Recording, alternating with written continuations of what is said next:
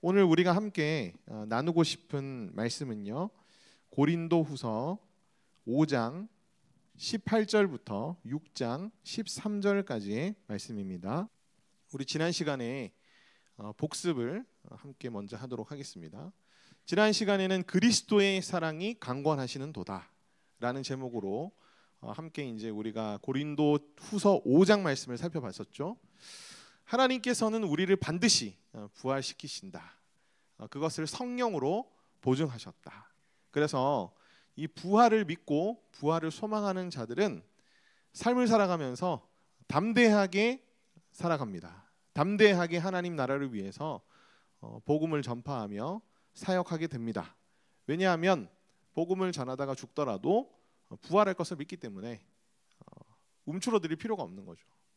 그리고 부활을 소망하는 자들은 영원한 그 생명 가운데 거할 것들을 바라보며 지금 현재의 우리 삶에서 우리를 부활시키실 주님을 기쁘시게 하는 일에 최선을 다한다. 그래서 담대함과 주를 기쁘시게 하는 것이 부활을 소망하는 자의 특징이라고 지난 시간에 함께 말씀을 드렸습니다. 강권하시는 그리스도의 사랑의 능력입니다. 그리스도의 사랑이 우리 가운데 부어지면 그리스도의 사랑이 우리를 어떻게 하냐면 강권하거든요. 그러니까 사랑으로 인해서 우리가 이제 무언가를 하게 된다는 겁니다. 떠밀려서 어떻게 되냐? 그리스도의 사랑이 우리 옛사람을 죽이고 날마다 우리를 새롭게 한다. 두 번째는 그리스도만을 위해서 살게 한다. 세 번째는 인간적이며 세상적인 기준으로 사람을 판단하지 않게 된다. 이 세 가지를 이제 지난 시간에 함께 나누었습니다. 자, 오늘은 하나님과 화목하고 화목하게 하라라는 제목의 강론을 함께 나누고자 합니다. 오늘 우리 본문 중에 가장 핵심적인 내용이기도 하고 전체를 아우르는 그런 키워드가 있다면 그게 바로 화목이거든요. 화목. 그래서 화목을 주제로 오늘 함께 나누고자 해요. 그래서 5장 18절부터 우리가 한 절 한 절 한번 살펴보도록 하겠습니다. 일단 5장 18절 19절 말씀은요, 자기와 화목하게 하시고 또 화목하게 하는 직분을 주신 하나님에 대해서 먼저 사도 바울이 언급하는 내용입니다. 자, 모든 것이 하나님께로서 났으며라고 이제 18절에 얘기를 하고 있죠. 자, 모든 것이 하나님께로 났으며라고 얘기할 때에 우리가 이제 앞뒤 구절 상관없이 그냥 이 부분만 딱 떼서 보면은 이제 하나님의 창조를 의미하는 말씀으로 이제 우리가 읽을 수 있습니다. 그런데 이제 하나님의 말씀은 항상 이제 문맥이라는 게 있거든요. 앞뒤에 이제 있는 얘기들이 이제 지금의 현재의 구절에 영향을 미치기 때문에 이 모든 것이 하나님께로서 났으며라는 이 말은 이제 모든 것을 창조하신 하나님에 대한 말씀이라기보다는 앞전에 이제 우리가 복습했던 내용들처럼 그리스도의 죽음과 그리스도의 사랑, 그리고 그 사랑으로 인해서 우리가 그리스도 안에서 새로운 피조물이 된 것, 우리가 그리스도 안에서 새로운 피조물이 된 것, 다시 태어나는 것, 중생, 이게 이제 사실 엄청난 창조거든요.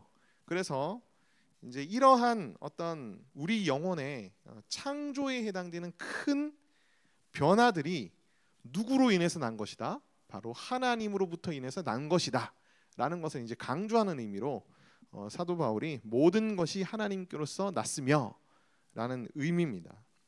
그래서 이제 우리가 예수님을 믿게 되고 그 다음에 중생되며 구원받게 되는 이 모든 일에 있어서의 주체는 누구시냐? 바로 하나님이시다. 주권자는 누구시냐? 바로 하나님이시다 라는 것을 이제 먼저 사도 바울이 선언을 합니다. 하나님께서 우리를 새로운 피조물로 창조하시고 구원하셨고, 그래서 그리스도로 말미암아 우리를 어떻게 하셨어요? 자기와 화목하게 하셨다라고 이제 18절에 말하고 있습니다. 원래 우리는 죄로 인해서 하나님과의 관계가 어떻게 된 자들이죠? 완전히 이제 단절됐던 자들이죠. 완전히 단절되고 이제 끊어지고 오직 하나님의 심판과 진노만을 기대할 수밖에 없는 그러한 상태였는데 그리스도로 말미암아 하나님이 우리와 화목하게 됐다. 그러니까 이제 인간의 죄로 인해서 단절되고 끊어진 하나님과의 관계가 그리스도로 인하여 다시 회복되었다라는 것을 의미합니다. 근데 이제 그것을 여기서 이제 화목하게라고 하시는데, 이 화목하게의 의미는 단순한 어떤 관계 회복만이 있는 건 아니거든요. 그 이상의 또 다른 의미들이 있는데, 그 의미들은 이제 뒤에 가서 우리가 다시 살펴보도록 하겠습니다. 자, 우리를 새로운 피조물로 창조해 주시고, 중생이죠. 그 다음에 하나님과 우리를 어떻게 하시고 화목하게 하셔서 또 우리에게 무엇을 주셨냐면은 화목하게 하는 직분을 주셨다라고 말씀하고 있습니다. 그래서 19절 말씀에 보면 하나님께서 그리스도 안에 계시사 세상을 자기와 화목하게 하시며라는 말씀이 있어요. 그러니까 세상을 자기와 화목하게 하시기 위해서 먼저 행하신 일이 뭐냐면은 나를 하나님과 화목하게 하셔서 나에게 화목하게 하는 직책을 주셨다는 거죠. 그래서 우리는 세상과 하나님을 화목하게 하는 자들입니다. 이건 여러분들의 선택 사항이 아니고요.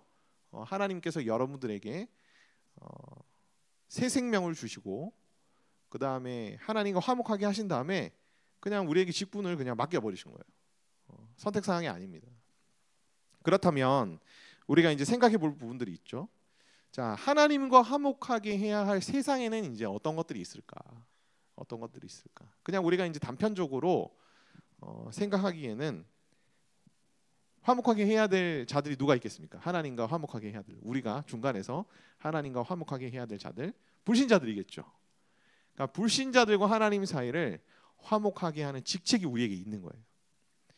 자, 세상에 포함될 수 있는 대상이 이제 불신자라면 또 다른 사람들도 있습니다. 신자들도 하나님과 화목하게 돼야 되는 자들이죠. 여러분 주위에 보면은 뭐 기독교인이고 예전에 교회는 다녔지만 지금 교회 안 나가는 친구들 많이 있을 거예요. 그죠? 거의 뭐 불신자에 가까운 친구들도 있고, 그 다음에 안티 크리스찬이 돼가지고 굉장히 교회를 어떻게 보면 비방하는 그런 친구들도 있을 수도 있습니다. 꼭 그게 아니라도 그냥 하나님과 굉장히 먼 거리감을 가지고 있는 그런 친구들도 우리가 어떻게 해야 할까요? 하나님과 화목하게 할 수 있도록 우리가 이제 직분을 받았다라는 거예요. 자, 또 하나는 하나님과 피조 세계를 우리는 화목하게 해야 합니다. 하나님께서 만드신 이 피조 세계가 하나님의 뜻대로 보존되고 그 다음에 하나님의 뜻대로 나아갈 수 있도록 우리가 중간에서 이제 역할을 감당해야 되는 화목해야 하는 직분을 가진 자들이겠죠. 그래서 여러분 분리수거도 열심히 하시고 환경에 대해서 여러분들도 생각을 하셔야 되고, 그런 모든 것들이 화목하게 하는 직분에 포함되는 내용들입니다. 또 하나는 조금 추상적일 수는 있지만 하나님과 세상의 영역들을 화목하게 만들어야 한다. 세상에 많은 영역들이 있습니다. 뭐 사상들도 그 중에 하나고요. 그 다음에 문화라든지 예술이라든지 어떤 분야들도 사실 이 영역에 이제 포함이 되는데, 사실 이런 모든 영역들, 모든 사상들이 어떻게 보면은 반성경적이거나 혹은 비성경적인 그런 모습으로 지금 주류를 이루고 있거든요.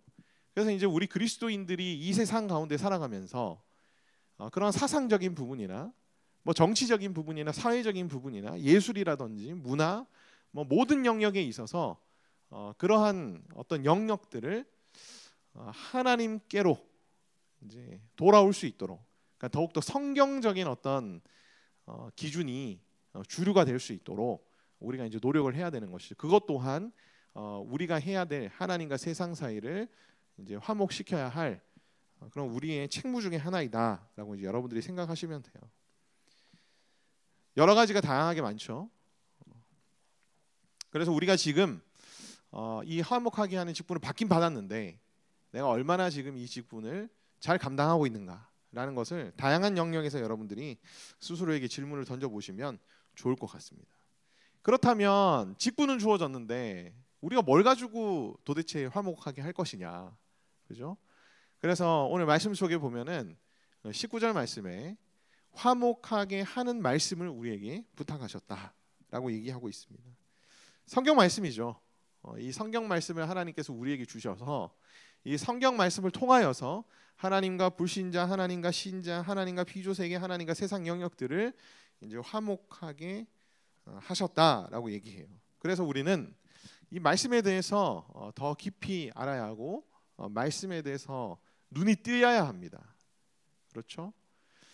아주 다양한 어떤 세상과 현실의 어떤 문제들에 있어서도 무엇이 성경적인 기준인가를 이 성경 속에서 이제 찾아내야 할 정도의 그러한 안목을 이제 우리가 가질 필요가 있습니다.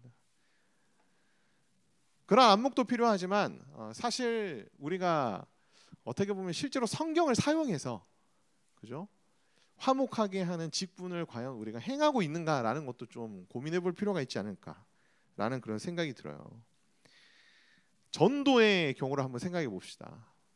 불신자들이 이제 우리가 전도할 때 성경을 펴서 말씀을 보여주면서 복음을 전하는 사람들이 과연 이 시대에 얼마나 많이 있는가? 한번 생각해 보세요. 여러분들도 주위에 있는 불신자 친구들 혹은 가족들을 전도를 할 때 성경을 펴서 구절구절들을 보여주면서 여러분들이 복음을 전하고 있나요? 혹은 적어도 보여주지는 못하더라도 아주 핵심적인 복음의 구절들을 여러분들이 외우셔가지고 성경에 이런 구절이 있어라고 얘기하면서 그죠? 창조, 타락, 구속 이 부분들에 대해서 여러분들이 복음을 증거하고 있는가? 한번 우리가 좀 돌아볼 필요가 있을 것 같습니다. 그저 그냥 교회에 나가자 그렇게 이제 종용할 뿐이거나 뭐 그럴 듯한 어떤 구미를 당기는 그런 얘기들을 하면서 교회로 이제 끌고 가려는 그 나쁘다는 게 아니에요. 나쁘다는 게 교회에 가면 어쨌든 말씀이 선포되니까 그죠? 화목하게 하는 말씀을 통해서 이 친구의 영혼 가운데 어떻게 보면은 하나님께서 역사하시길 기대하는 마음으로 그렇게 하는 걸 알고 있습니다. 그러나 사실 그거는 우리 각자에게 하나님께서 다 주신 책무를 내가 어떻게 보면은 목사님에게만 말씀을 전하는 분에게만 우리 소그룹 리더에게만 그냥 토스해버리는 거나 같아요. 우리에게 다 직분을 주셨기 때문에 우리가 해야 되는 거거든요. 사실 맛있는 거 사준다든지 그죠? 멋있는 형제 예쁜 자매 많다고 얘기하면서 우리 공동체 교회로 가자 이렇게 얘기하는 어떤 전도들이 대부분이지 않을까라는 그런 생각이 듭니다. 이제는 성경책을 펴서 구절들을 찾아가며 보여주며 전도하는 것이 이단의 전유불이 돼버린 그런 상황이 돼버렸어요. 비극적인 상황입니다. 정말 비극적인 상황입니다. 거짓된 진리를 추구하는 자들이 오히려 성경을 가지고 복음, 가짜 복음을 전도하고 있는 진짜 복음을 가지고 있는 사람들은 성경을 이제 더 이상 사용하지 않는 정말 이제 이상한 어떤 시대들이 사실 우리 가운데 이제 펼쳐졌다고 할 수 있겠죠. 하나님과 신자 사이에 우리는 과연 화목하게 하는 직분들을 잘 감당하고 있는가? 성경 말씀을 함께 찾아보며 그 말씀들에 비추어 나의 삶들을 돌아보며 죄를 고백하고 말씀으로 격려하며 말씀의 능력을 입어야 되는데 그죠?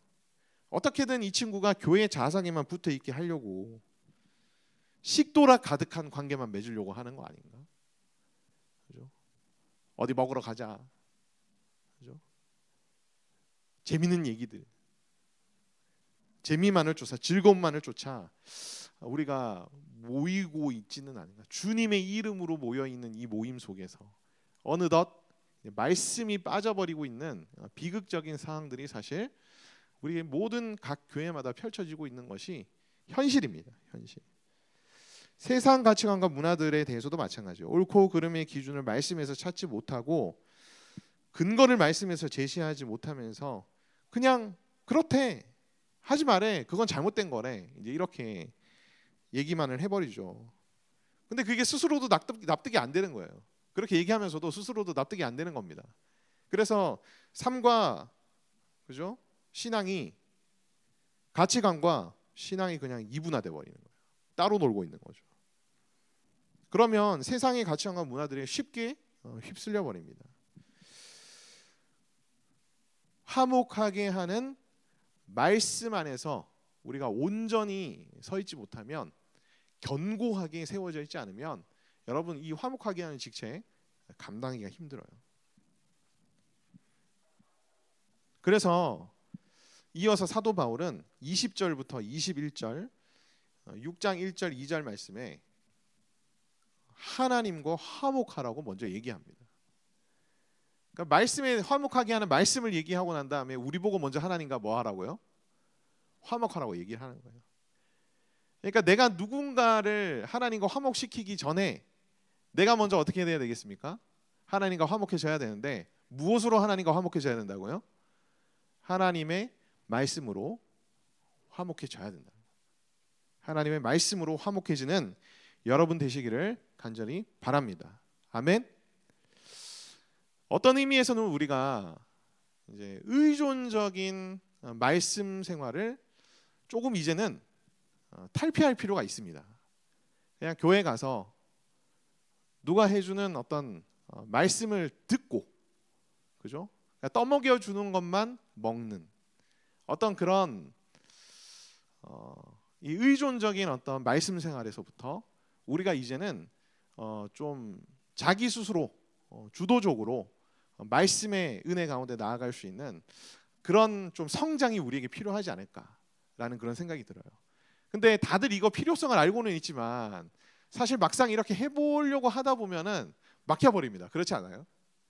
그냥 당장 성경 구절 펴가지고 한 두세 절만 읽어봐도 이거 뭔 말이야, 이해가 안 되고 사실 답을 내리기 힘든 부분들도 많이 생기고 오히려 잘못 생각해버리면은 이상한 내용으로 내가 단정지어가지고 잘못된 진리에 빠질까봐 더 걱정이 돼가지고 혼자 말씀 앞에 뭔가 나아가는 것들을 주저주저 하는 것이 이제 사실이거든요. 여러분 그럴 때 인스파이어의 도움을 받으시기 바랍니다. 아멘. 저희가 사실 그걸 도와드리기 위해서 사용을 하는 거예요. 여기서 여러분들이 이렇게 말씀을 좀 깊이 있게 공부하는, 물론 이제 제가 준비를 해오는 거죠. 공부하는 어떤 계속 연습들을 하다 보면은 여러분들께 됩니다.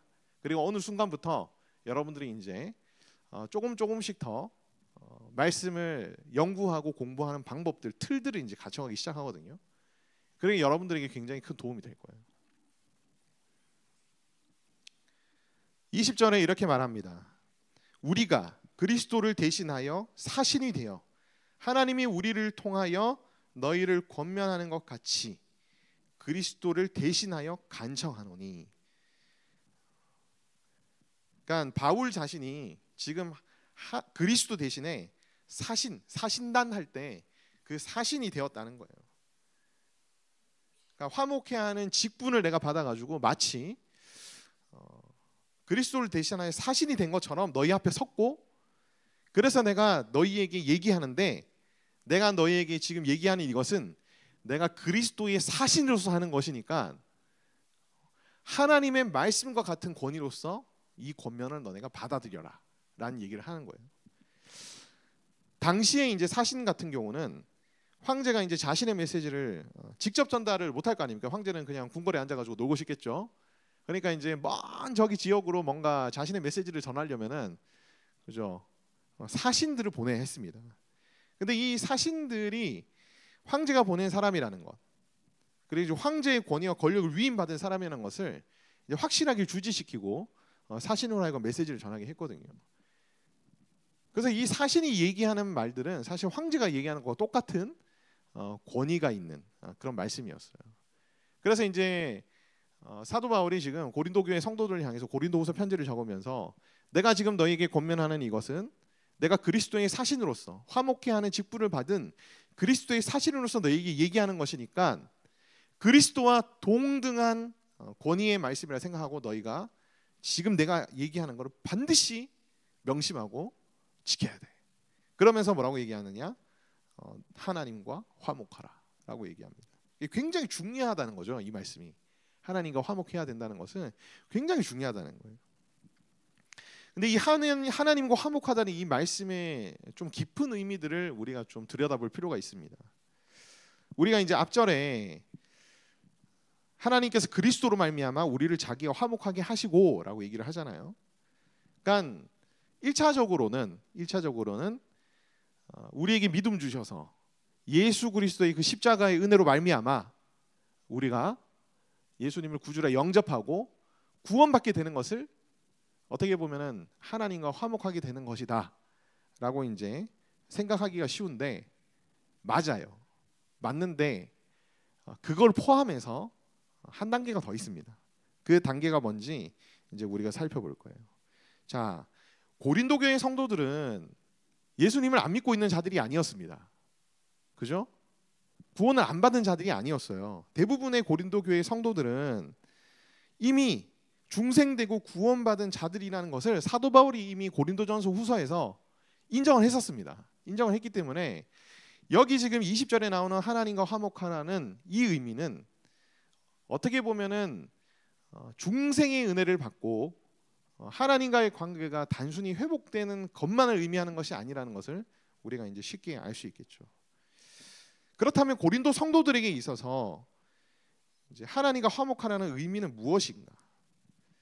여러분, 이제 관계가 회복됐다는 걸 잘 생각해 보시면은 옛날 이제 나라와 나라 사이에 관계가 이제 단절이 되죠. 수교가 단절됐다 그러죠.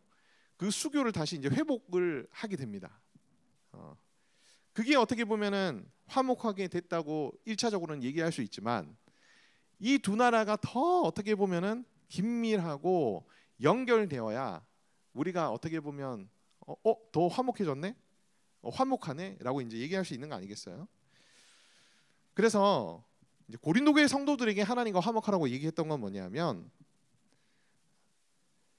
구원받은 자들이 하나님을 더욱더 사랑하고 하나님께 자신의 마음을 일치시키고 하나님과 매우 친밀한 상태를 유지하며 매 순간 하나님을 붙드는 것이 이제 하나님과 화목해지는 것이다 라는 의미예요. 이 화목이라는 단어를 사전적으로 찾아보면 어떤 의미냐면은 서로 뜻이 맞고 정다운 관계라는 겁니다. 그냥 끊어졌던 관계가 회복됐다 이 정도가 아니라 거기서 나아가서 서로 뜻이 맞고 정다운 관계가 되었다.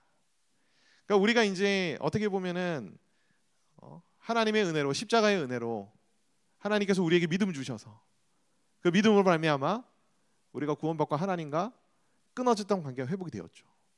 근데 거기서 우리가 더 나아가야 할 것은 뭐냐면 하나님과 뜻이 일치되며 하나님과 정다운 관계가 돼야 된다는 거예요. 더 깊은 관계, 더 친밀한 관계, 그런 관계로 나아가는 것 또한 하나님과 화목해진다고 우리가 이제 얘기할 수 있는 겁니다. 21절 말씀에 이렇게 말합니다. 죄를 알지도 못하신 이를 우리를 대신하여 죄로 삼으신 것은, 이라고 얘기해요. 예수님은 죄가 없으신 분이셨죠. 그래서 죄를 알지도 못하신 이라고 표현하는 것이 맞습니다. 우리를 대신하여 예수님을 죄로 삼으셨다라고 얘기해요.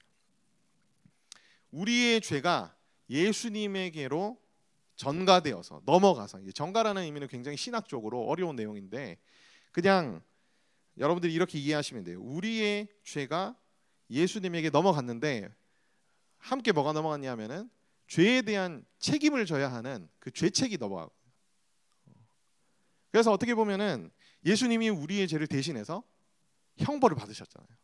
사실 내가 받아야 할 형벌을 누가 받으신 거죠? 예수님께서 받으신 겁니다. 예수님께서 우리가 받아야 할 죄의 대가를 대신 받으셨다는 거예요. 근데 그렇게 하신 이유가 뭐냐? 우리로 하여금 21절 마지막입니다. 그 안에서, 예수님 안에서 하나님의 의가 되게 하려 하심이라는 거예요. 예수님은 죄를 알지도 못하신 분이시면서 동시에 완벽하게 순종하신 분이시기 때문에 예수님만이 의인이시거든요. 예수님만이 그 의를 소유하고 계십니다. 근데 우리는 예수님에게 죄를 전가하고 예수님은 우리에게 무엇을 전가하셨죠? 의를 전가해 주셨죠. 그래서 우리가 의인이라 칭함을 받게 되는 겁니다. 이것이 교리적으로, 기독교의 교리적으로 봤을 때에 매우 중요한 교리 중에 하나인 칭의 교리입니다. 이신칭의 여러분 아시죠? 종교개혁의 가장 핵심적인 교리였던 이신칭의, 믿음으로써 의롭다 칭함을 받는다라는 그런 교리입니다. 하나님과 화목하라는 얘기를 하다가 왜 갑자기 21절에서 사도 바울이 이 칭의를 언급하는 것인가? 여러분 좀 궁금하시죠? 이것은 사도 바울이 칭의의 진정한 의미가 무엇인지를 좀 더 깊게 가르치기 위해서 화목이라는 단어와 함께 지금 의 또는 이제 칭의라는 개념을 사도 바울이 설명을 하고 있는 것이거든요. 자, 법률적인 의미에서 이 칭의는 어떤 개념이냐면 법정에서, 그죠? 우리가 고소를 당했습니다. 예수님은 우리의 변호사시고요. 하나님은 심판자시고 우리를 고소한 존재는 사탄이겠죠. 그죠? 하나님께서 예수 그리스도로 말미암아 우리에게는 죄가 없다, 무죄다라고 이제 선언하신 것이 이제 칭의거든요. 칭의의 개념 중에 하나입니다. 그래서 로마서에 보면은 이 법정적인 어떤 의미로서 사도 바울이 칭의를 이제 설명하는 내용들이 나와요. 근데 사도 바울은 이 칭의의 의미를 여기에서만 국한할 것이 아니라 좀 더 확대해서 이해하기를 원했던 것 같습니다. 법률적 의미에서 무죄 선언일 뿐만 아니라 의인이 되었기 때문에 이제 비로소 하나님과 올바른 관계를 맺을 수 있는 특별한 신분과 자격을 획득하게 된 거거든요. 그래서 이 칭의, 하나님 안에서 의가 되었다는 것은 무엇이겠습니까? 하나님과 우리와의 관계가 회복됐을 뿐만 아니라 더욱더 친밀해져 갈 수 있는 근거가 여러분 뭐라는 거예요? 바로 이제 칭의라는 겁니다. 칭의. 그냥 나 이제 무죄 선언이 됐으니까 나 구원받았어, 땡, 이게 아니라는 거예요. 여기서 더 나아가서 이제 우리가 의롭다 칭함을 받았으니까 하나님과 더 어떻게 되는 거죠? 친밀하게 교제하고 하나님과 만나고 하나님과 깊이 있는 대화들도 나누고 이제 그런 게 가능해졌다는 거예요. 칭의로 말미암아, 칭의로 말미암아.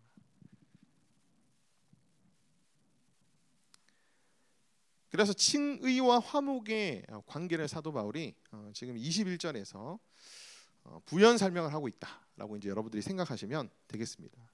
자, 6장 1절 말씀을 우리 함께 보도록 하죠. 6장 1절 말씀, 2절 말씀. 우리가 하나님과 함께 일하는 자로서 너희를 권하노니 하나님의 은혜를 헛되이 받지 말라. 이제 이 말씀도 중요한 말씀이죠. 어떻게 보면 20절에 그리스도를 대신하여 사신이 되어 너희에게 이제 권면하노니라고 하면서 하나님과 화목하라 얘기했고, 지금은 하나님과 함께 일하는 자로서 너희를 권하노니라고 얘기했기 때문에 6장 1절 뒤에 있는 말씀도 굉장히 중요한 권면이라는 거예요. 하나님의 은혜를 어떻게 하지 말라? 헛되이 받지 말라라고 말합니다. 하나님의 은혜를 헛되이 받지 말라.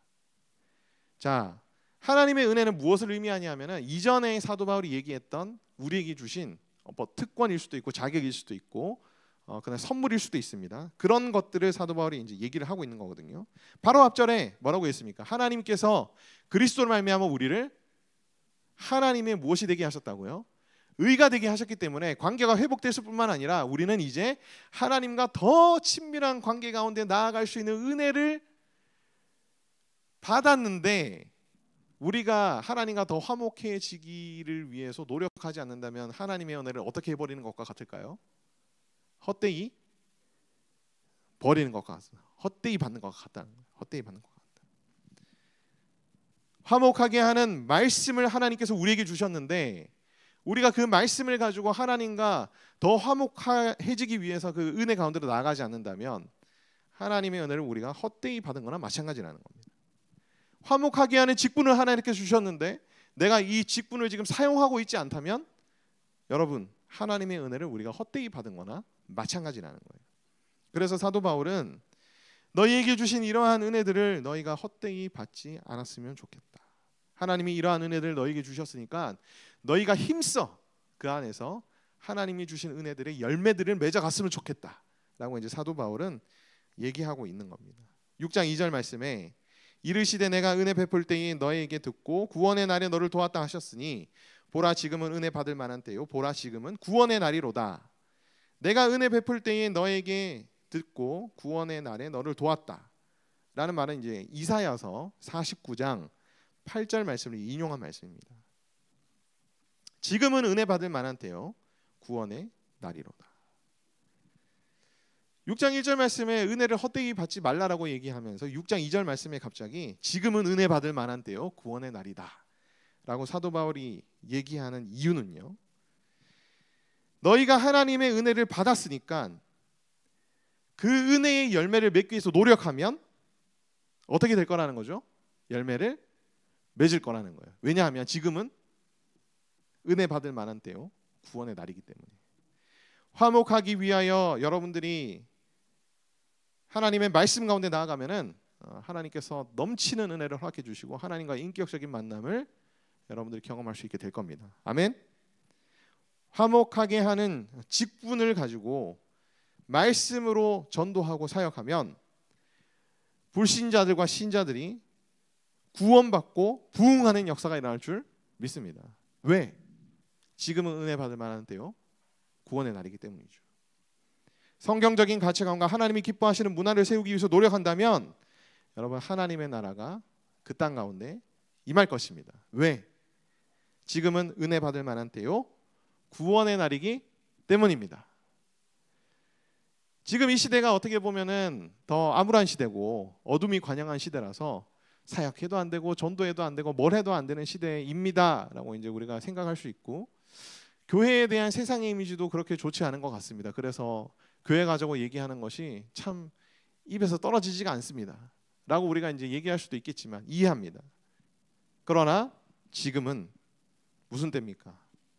은혜 받을 만한 때요, 구원의 날이기 때문에 여러분, 하나님과 화목해지기 위해서 노력하시고 화목해 하는 직분을 가지고 여러분들이 담대하게 사역하시기 바랍니다. 그럴 때 여러분들이 놀라운 하나님의 인도하심과 능력을 경험할 줄 믿습니다. 아멘.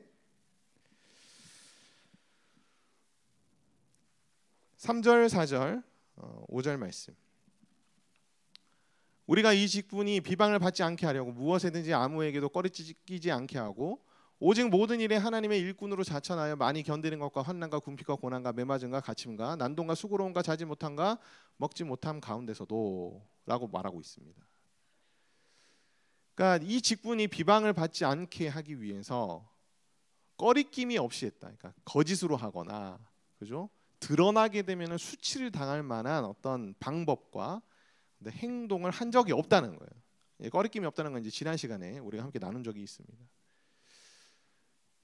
이 3절 말씀의 내용은 뒤에 이제 6절 말씀부터 다시 한번 나오니까 그때 제가 설명을 드리고요. 일단 4절, 5절 말씀. 자, 사도 바울이 경험한 환난들을 구체적으로 이제 열거를 한 거예요.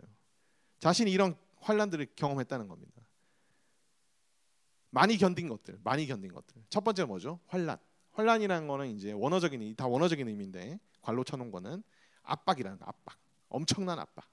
정신적이며 육체적인 엄청난 압박이 있었다. 궁핍은 끊임없는 고통, 그리고 어떻게 해야 될지 도저히 모를 정도의 어떤 그런 어려운 상황, 그런 상황이 궁핍. 고난은 어떤 수단과 방법으로도 빠져나올 수 없는 미궁에 갇힌 것과 같은 상황. 매맞음은 말 그대로 매맞음, 갇힘은 갇힘. 요란한 것은 뭐냐면 폭동이나 소요 같은 것들. 사도 바울이 이제 각 도시를 복음을 전하다가 이제 폭동이 일어나거나 소요가 일어나서 이제 굉장히 곤욕을 치른 적들이 많이 있거든요. 이제 그런 부분들을 얘기를 합니다. 수고로움. 이 수고로움은 그저 수고했다 좀 수고했어 이게 아니라 힘을 극도로 소모한 데서 오는 피곤함. 여러분 교회에서 봉사하시고 사역하실 때 수고로움에 해당될 만한 그런 사역을 해보신 적이 있으시죠? 아 도저히 못 해먹겠다 라는 얘기 입 밖에 나올 정도로 그렇게 사역해 본 적이 있으시죠? 자지 못하고 먹지 못했다. 근데 그런 가운데서 어떻게 했다는 거예요? 어떻게 했다고요? 하나님의 일꾼으로서 내가 성실하게 사역했다는 거예요. 성실하게 사역했다. 그러니까 내가 하나님의 일꾼으로서 화목하게 하는 직분을 받은 하나님의 사역자로서 내가 사역하는 데 있어서 모든 상황들이 나에게는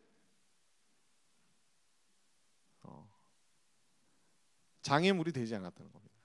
장애물이 되지 않았다. 엄청나죠, 여러분. 또한 꺼리낌이 없다라고 아까 3절 말씀에 이제 얘기를 했죠. 아무에게도 꺼리낌이 없이 비방을 받지 않게 하려고. 그래서 이제 6절 말씀, 7절 말씀, 그다음 8절 말씀, 9절 말씀, 10절 말씀까지 보면은 자 여기에 이제 환난 중에서도 자신이 사역을 감당하면서 지켜낼 영성, 신앙적인 미덕, 꺼리낌이 없는 자가 되기 위해서 노력한 부분들이 이제 여기 나오는 거예요. 깨끗함, 도덕적으로 순결하고 흠이 없는 상태, 지식, 하나님을 아는 지식, 오래 참음. 오래 참음은 사랑의 15가지 속성 중에 하나인 긴 참음을 의미합니다. 자비함, 성령의 감화, 성령 충만이죠. 거짓이 없는 사랑, 진리의 말씀, 하나님의 능력, 의의 무기를 좌우에 가지고 있는 성령의 전신갑주입니다. 자, 그다음이 여러분들에게 조금 이제 부연 설명을 드려야 되는데, 영광과 욕됨으로 그레이스며. 자, 이 말은 뭐냐면 하나님의 사역자가 돼서 사도 바울 자기 자신이 영광을 받았을 때도 있고, 사람들로부터 영광을 받았을 때도 있고, 와 사도 바울이다 하면서 이제 막 그죠? 칭송하면은 자기가 영광을 받는 거잖아요. 그랬을 때도 있고, 오해로 인해서 욕먹거나 비방받을 때도 있었는데, 이렇든 저렇든 앞서 깨끗함부터 시작해서 의의 무기를 좌우에 가지고까지 그것을 내가 계속 해냈다는 거예요. 그것을 계속 했으며, 악한 이름과 아름다운 이름으로 그랬으나, 나쁜 평판, 악한 이름은 이제 나쁜 평판입니다. 원어적으로는. 아름다운 이름은 반대로 뭐겠어요? 좋은 평판이겠죠. 그러니까 비난을 받을 때에도 칭찬을 받을 때에도 한결같이 내가 이 신앙의 미덕들을 지켜냈고, 속이는 자 같으나 참되고는 뭐냐면 대적자들이, 사도 바울의 대적자들이 사도 바울 보고 너 거짓말하지 마라 사기꾼 같은 놈아 라고 하면서 이제 사도 바울을 이제 매도했었거든요. 음해했었고. 그래서 이제 그거를 의식해서 사도 바울이 얘기하는 거예요. 내가 사람들한테 오해를 받아서 사기꾼 같은 자가 돼본 적도 있고, 사람들이 이제 그렇게 자기를 생각했던 적이 있고, 그랬지만은 나는 어떻게 했다는 거죠? 진짜 참 사도로서 흔들리지 않고 살겠다는 거예요. 참되고 무명한 자 같으나 유명한 자요. 이 말은 이제 무시를 당하는 때도 많았지만, 원어적으로 무시를 당하는 때도 많았지만, 때로는 내가 인정받는 사도로서 사람들 앞에 세워지기도 했었고, 죽은 자 같으나 보라 우리가 살고, 그러니까 죽음이 엄습해 오거나 죽은 것과 같은 상태라도 부활의 소망으로 낙심과 절망에서 금세 벗어나고 이제 이겨냈고, 징계를 받은 자 같으나 죽임을 당하지 않은 건 뭐냐면은, 사도 바울은 히브리서에서도 이제 징계를 우리를 사랑하시는 하나님의 훈육으로 봤거든요. 사도 바울은. 그래서 이제 여기 나오는 지금 징계는 이제 하나님께서 우리를 훈련시키기 위한 훈육으로 이제 사도 바울이 이해를 하고 얘기를 하는 거예요. 하나님께서 훈련시키기 위해서 많은 훈계를 하셨지만, 그러나 우리는 죽음을 당하지는 않았다. 사도 바울에게 실제로 뭐가 있었습니까? 육체의 가시가 있었습니다. 사도 바울은 그것 때문에 하나님께 더 감사했거든요. 자기가 자기를 자랑하지 않도록 하나님께서 겸손하게 하시기 위해서 주신 것이라고, 훈련이라고 그렇게 받아들였거든요. 근심하는 자 같으나 항상 기뻐하고, 말 그대로 이해하시면 됩니다. 가난한 자 같지만 많은 사람들을 부욕해 했다. 물질적인 수준에서 보면 사도 바울과 일행들은 뭐 가난한 자였죠. 빈궁한 자였습니다. 궁핍한 자였습니다. 그러나 물질적인 수준에서만 바라보는 것이 아니라 정신적인 영적인 수준까지 고려할 때 우리는 가난해도 충분히 많은 사람들을 어떻게 할 수 있죠? 부유하게 할 수 있습니다. 그렇지 않습니까? 아무것도 없는 자 같으나 모든 것을 가진 자로다. 지금 내게는 아무것도 없지만 나의 아버지는 모든 것을 가지고 계신 분이고 나는 그의 상속자입니다. 예수님이 다시 오실 때, 또 내가 죽고 난 이후에 하나님께서 상급을 주시고 내게 기업을 주실 것이라는 믿음으로, 아무것도 없는 자 같으나 지금 현재는, 그러나 모든 것을 가진 자로서 지금 우리가 설 수 있다는 거죠. 사도 바울은 이렇게 이런 상황이든 저런 상황이든 어떠한 취급을 받든 앞서 이 신앙의 미덕들을 어떻게 해냈다는 거예요? 지켜냈다는 거예요. 정말 부끄럽습니다. 제 자신이 되게 부끄러웠어요.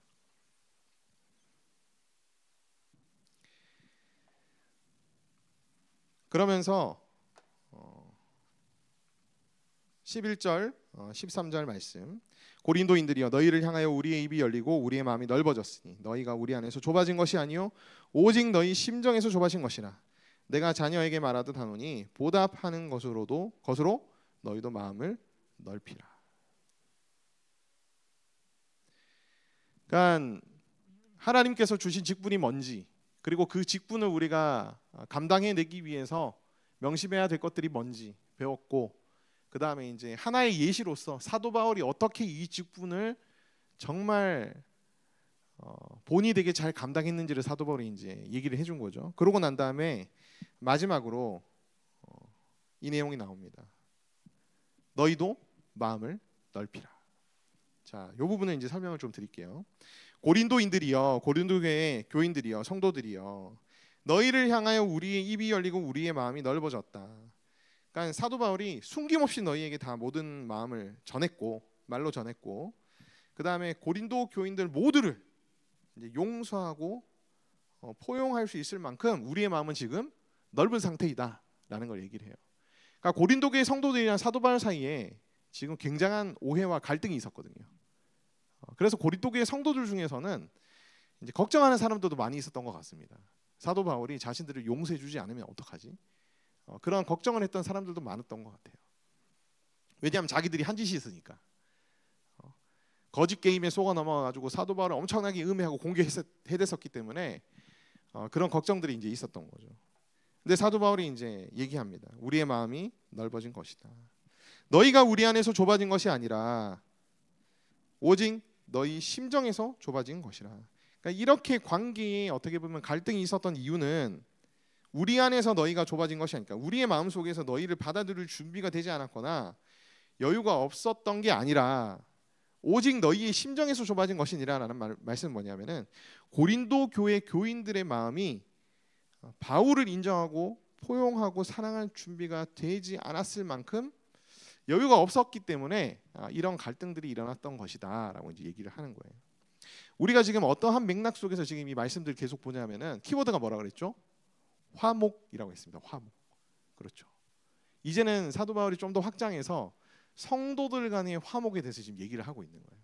실제적으로 있었던 고린도 교회 성도들과 자신 간의 관계의 갈등들을 언급하면서 우리가 이제 이러한 부분들까지도 화목해져야 되는데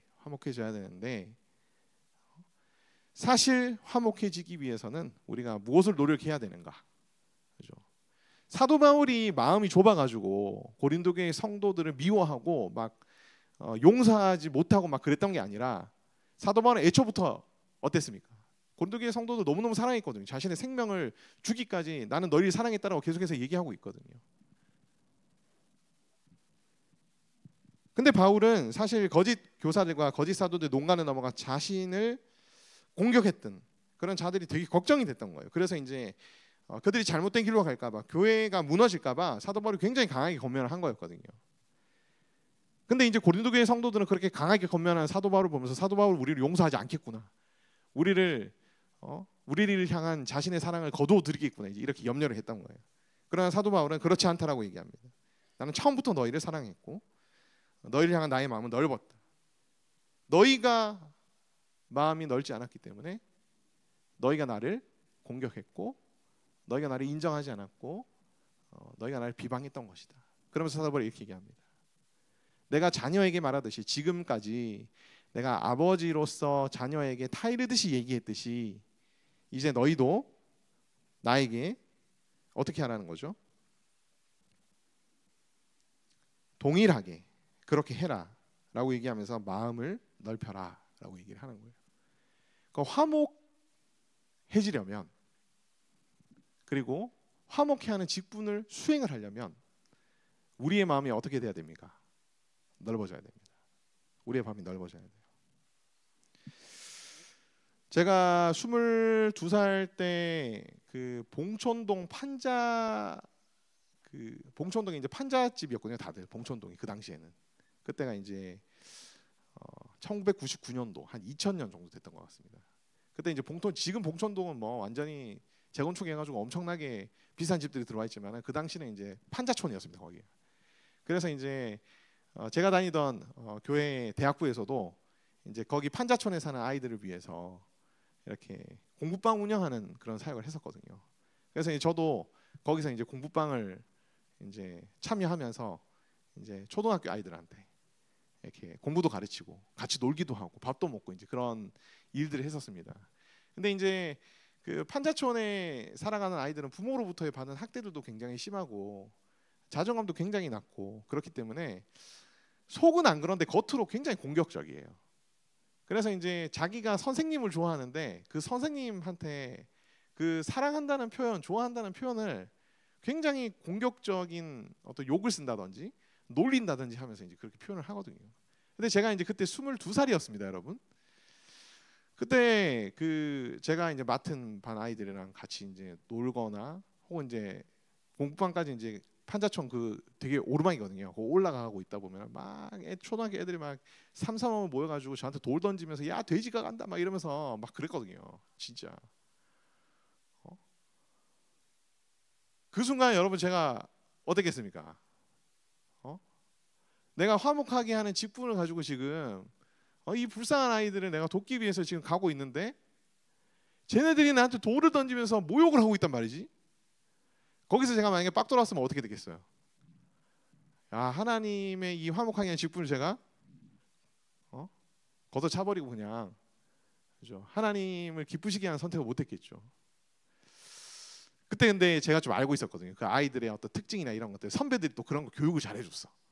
쟤네들은 저렇게 얘기하는데 사실 저건 네가 좋다는 의미야 이렇게 이제 교육을 받았어가지고 제 마음이 좀 넓어져 있는 상황이었습니다. 넓어져 있었기 때문에 그게 저한테 뭐 데미지가 되거나 상처가 되거나 그러진 않았거든요.